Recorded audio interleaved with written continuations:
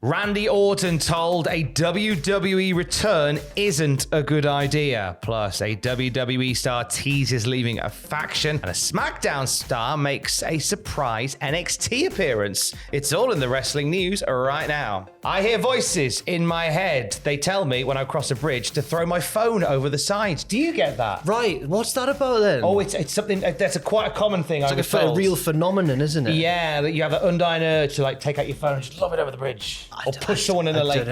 Oh my goodness. Yeah, that's a different level. Randy Orton's voices told him to give Stephanie McMahon an RKO that time. Yes. Remember that? The voices are actually telling him not to return to wrestling. The voices of doctors, according to Fightful Select. Yes, the Fightful Select report says Randy Orton is healing up, but they haven't heard that he's heading back just quite yet. Sources within WWE Creative said as of this past week, Randy Orton has not been factored into WWE creative plans whatsoever. This kind of combats some speculation. I'm not saying there was widespread speculation, but a lot of people going, wouldn't it be cool if Randy Orton was involved at SummerSlam? And everyone went, yes, it would be, but obviously not if he's this hurt. Well, Fightful Select asked a WWE source specifically about Orton being at SummerSlam, and he said to not count on it, and that he'd not been factored into any creative that they had heard of. Now, they also heard that he's not yet cleared to be training to get back into the ring. He does want to get back in the ring. A lower back fusion surgery, which is what he's had, however, isn't typical among pro wrestlers. It's uncharted territory, and doctors have told Orton that wrestling in the future is not a good idea. However, he still plans on it. It's also said in this Fightful report that Randy, whilst he can't get back in the ring and do any bumps or anything like that, which they're hoping to have him do at the Performance Center at some point, he has got lifting again. He's been lifting the weight. Apparently he's huge. And he looks huge as a result, according to Fightful Select. I mean, when I think of Randy Orton, obviously next to a normal person, he is very muscular, but compared to, he's very slender, isn't he? And graceful. If you were to build a WWE superstar from the ground up, he would look like Randy Orton. So I'm wondering if this will be like when Triple H came back from injury in 2002. He was just a huge boy. He walked around like he was neck deep in toffee. Yeah. Maybe it just means he looks huge within his own frame, like in his own, what we'd expect a huge Randy Orton to look like, rather than what we'd expect Scott Steiner to look like, for example. Right, so he's big for Orton. Maybe. I've not seen him. No, I've not seen him either. We went to go for a curry last week. He didn't make it. Heading into SummerSlam, there's, Randy Orton was very much a name that fans speculated could be a part of the show. Yeah. There are some other people who are making the trip, aren't there? I shall list them now. According to Fightful Select, some certain people who aren't necessarily on the card are still going to Detroit for SummerSlam. They are Liv Morgan, Zoe Stark, Baron Corbin, burn the ships, Titus O'Neil, and Maxine Dupree. They're all slated to be in Detroit for SummerSlam this weekend. Yes, I mean, some of these might be a giveaway for the Battle Royal, the Slim Jim Battle Royal. Right, because not all the competitors have been announced yet. No. Maxine Dupree being there suggests that Otis and Gable will be... She could be managing them. She'll be in the corner for them. Right. Baron Corbin, who's obviously been based on NXT. The new Baron Corbin, who is generic Baron Corbin. Hey, now. No, generic. That's not me being rude. Oh, come on. He's just generic Baron Corbin. Well, he's burned all his previous ships. All those ships got burned that time. Those ships. He is not welcome at the Maritime Museum ever again. Titus O'Neil appearing. Stay out of Hartlepool, Baron Corbin. You stay away from HMS Trincomalee, you monster. Titus O'Neil has been doing a bit more at TV lately, and he said on a few occasions this week that he's really keen to get behind the commentary table more. Oh, I was wondering police. when Titus was included in this list. I was wondering. It didn't grab me that much because I just assumed he'll be doing some sort of backstage or maybe even road agenting or something. But no, a commentary would be cool. Titus is a really likable man, and I think that's not necessarily a bad idea. Stick him on comms for Drew versus Gunther. Oh, he was excellent in that WrestleMania match, wasn't he? Call the police. I didn't warm to it at first, but as I've always said, to quote Douglas Adams, I'd rather be happy than right. Yes. I'm fine with him now. Let's do that again. Just him reacting to Gunther smacking Drew. Oh no! It was fantastic. It worked in the context of that match. It did work. I think it did. Oh, I need a little burp. Oh no, carry on. Oh, God, you do a little burp. You do a little burp It was a quiet one. It's fine. It's done. Oh, okay. We mentioned Baron Corbin just then. He was setting the cat. Got caught like there. Oh, just sit there. Yeah, just sat there. No, I'm good now. I'm good. Right. No, I'm not a baby. I'm not baby. Shut up.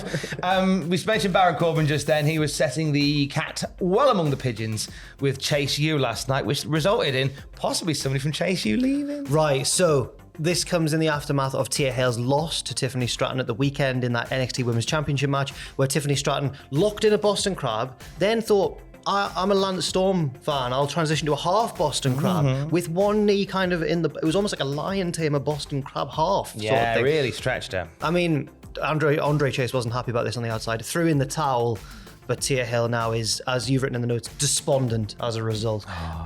She, on NXT this week, was ringside for Andre Chase's match with Baron Corbin. Corbin gets Andre in a submission.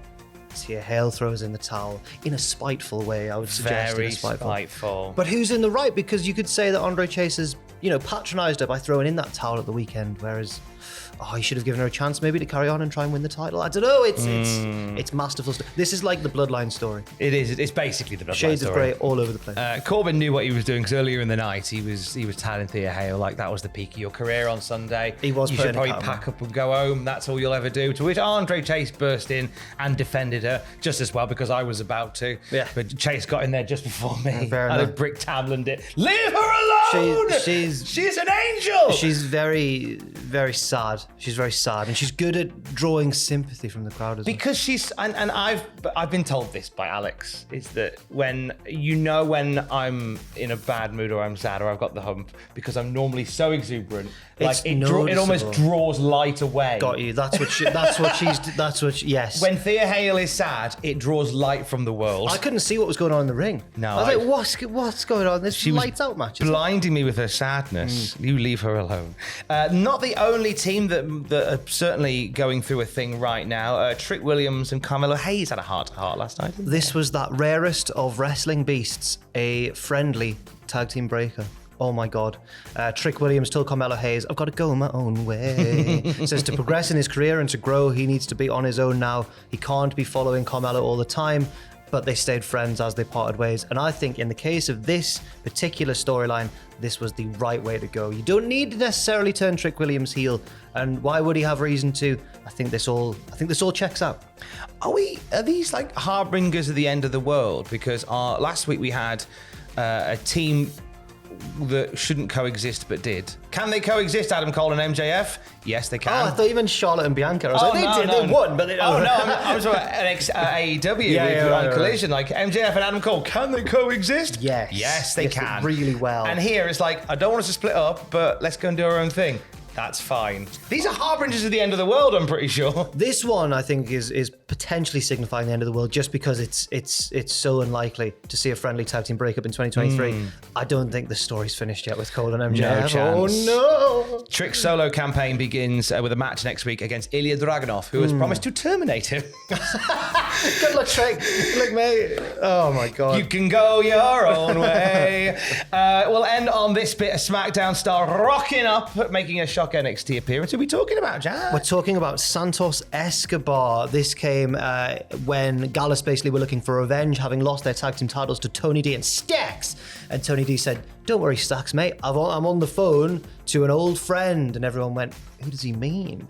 He meant Santos Escobar because if you remember when they were feuding in NXT, it resulted in the two families being merged as one. So I think it was nice to see Santos back, especially because I didn't even think about him in an NXT context because he's getting quite the push on SmackDown at the moment. He's now the number one contender for Austin Theory's US title, and I think he might do it. I think he might do it. Do you think he'll do it? There's a certain energy about him. I mean, him helping the tag champs win here. I don't know whether that sort of plays into the rule of like the go home show victory. I'm not going to count it in my own internal clock of go home show victories. I'm going to push that to one side. I think we'll find out on Friday. But lovely to see. I think it's generating that energy about NXT of anything can happen. Anyone could turn up at any time. Yeah. There is another notable name from the SmackDown roster who's going to be part of NXT next week, which we'll talk about in our next news video a little bit more. Okay. But this is what they're doing now. They're just you could see anybody from any brand on a Tuesday night, stick it on, and I think it's proving to be a ratings win. Yes, fair enough. They really want to beat AEW.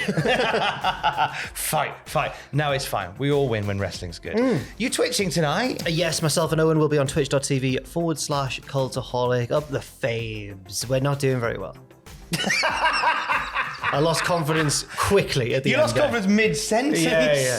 Well, last week, so I was away 2 weeks ago, came back like the gif of Donald Glover with all the pizza walking into the room going, and everything's on fire. So then last week was a bit of a remedy sort of rescue mission where we won 1 match instead of 0. So we're heading back, we're nearly in relegation. But we can survive. It's almost as heartbreaking as for Newcastle fans, the departure of Alan Saint-Maximin. It is the ongoing performance of Cultaholic FC. Join the downfall or the Phoenix rising back at twitch.tv/Cultaholic. Absolutely. There was an episode of Raw, do you know, Jack, where Kane ran in almost every match. I knew about this because I've not yet watched it, but I've seen we've got a video up about it. YouTube.com/Cultaholic. Go watch it at the end of this if you fancy it. That was a clumsy assist for the plug there. Sorry, No. I've seen it. But Hey, look, you might have tripped as you passed me the ball, but we still scored a goal. Okay, yeah. So I'm going to go run around with my shirt off like that now. It's a yellow card. Oh no, we'll have more wrestling news throughout the Show day. that sponsor proudly. Do not take off your shirt. I think that's why they get a yellow card. I don't know why they get a yellow card. Or just because they are too sexy. That's so if the ref deems them too sexy. You are too sexy. Red card. Yeah. You are too sexy for watching this. Stay safe. Love you. Bye.